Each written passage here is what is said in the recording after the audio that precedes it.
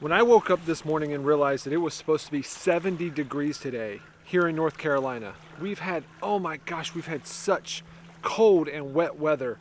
I knew that there was only one place that I needed to be.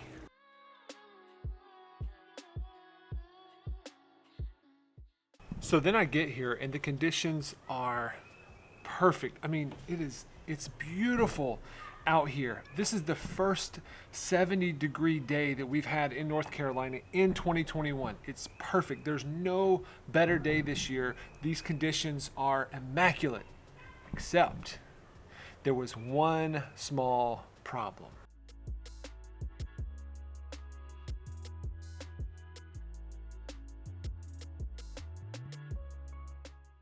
Everything, and I mean everything on the trail was flooded. Like 50 yards in for me, my socks are soaking wet, and it's clear that I'm not going to get to do what I thought the conditions were going to allow me to do today. That's just how it is sometimes when the conditions are perfect, but for some reason, there's some other variable that keeps us from doing what it is that we want to do. Sort of like helping other people, right? When we try to mentor someone, the conditions might be right. They need help. We have experience. It seems like everything on paper works out, except they don't want to listen. And I think if we were honest, we would all agree and say if someone doesn't want our help, then it's a waste of time to try to help them. And that might be what we intellectually know, but the truth is that's not how we normally actually respond. The way we normally respond is we try to fix them anyway. Even though we know that it won't work, even though that we know it'll strain our relationship with them, and even though they'll likely go and do the opposite thing that we've suggested just to spite us. And we've got to be careful not to beat ourselves up for this because it's all but natural. Like, of course, why wouldn't we care enough about people to want to help them, to want to get them out of the rut that they're stuck in? Like, of course. But if we really want to help people, even the people who aren't yet willing to help themselves, there's a few things that we've got to consider. So I thought we would bring this conversation back into a more controlled and drier environment. But I think there's so many things that we've got to really think about when it comes to wanting to help people, especially the people that don't seem to want our help. And the first thing is that we really got to check our heart. And we've got to figure out why it is we have this desire to help someone that doesn't want to be helped. I mean, are you doing it to really help them and to help them thrive? Or are you doing it just because it makes you feel important?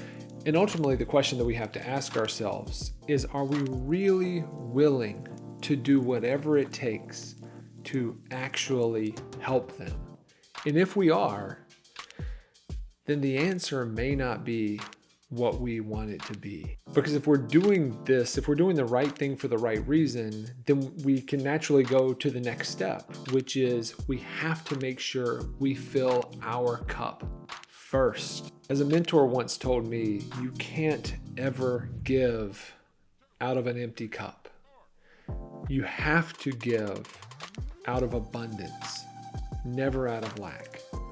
And so the best thing that we can do for the people that we want to help is to first put ourselves in a position, spiritually, mentally, emotionally, to be helpful and not just be trying to fulfill some need or some void that we have in ourselves by using them or by telling them what to do. But we are there to really help and really support them because we have done our work first. And then once we've done that, we don't have to make the relationship about their change. You know, like so many of us, it's easy to fall into this trap where our relationship, my relationship with you, just orbits around the change that I want you to make.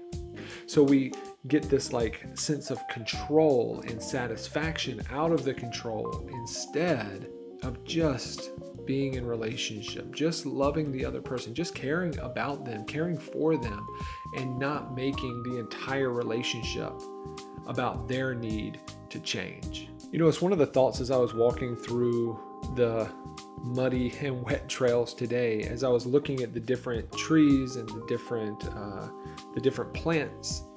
I had this thought that all of those trees grow at different rates, depending on the soil, depending on how much rain, how little rain, depending on what type of tree, depending on what type of plant. And sometimes we want everyone to grow at the same rate, at the same speed, to the same size, instead of just appreciating it for what it is and loving people for who they are, where they are. And then that means we can go to the next and final stage of really helping them. And then the next thing is we just put ourselves in a position to be ready when they're ready. So think about a spotter at a gym. The spotter never lifts the weights. The spotter always stands beside, behind, or close by to the person who is lifting to provide support, encouragement, but never, ever to actually lift the weight. Because you, as the spotter, as the support, as the encourager of the other person, if you're lifting the weight gets lifted and you can check the box. But the other person gets absolutely no benefit. And so make sure that you are being a spotter and not the lifter. Let them lift their weight. Let them do their work. Let them do it at their own pace.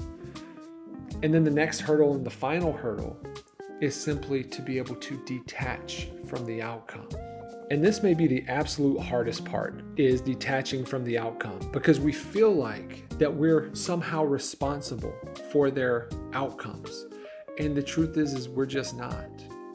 There's this old Buddhist parable about this lady who carries around a bucket of water and a torch everywhere she goes. And she's kind of like the matriarch of this village. And so the people in the village are kind of questioning why it is she's always has this torch and this bucket of water, but nobody really has the courage to go and ask her why it is she's doing this. Until one day, one of the people in the town, this young man, decides that he just can't not know anymore, and he has to go ask. So he goes up to the lady and he says, "Ma'am, I noticed that everywhere you go, you carry this bucket of water and this torch with you. Why?" And she smiles and she simply says, "So that with the torch I can incinerate heaven, and with the water I can quench hell. So that when I do good, I do it simply because it's good to do."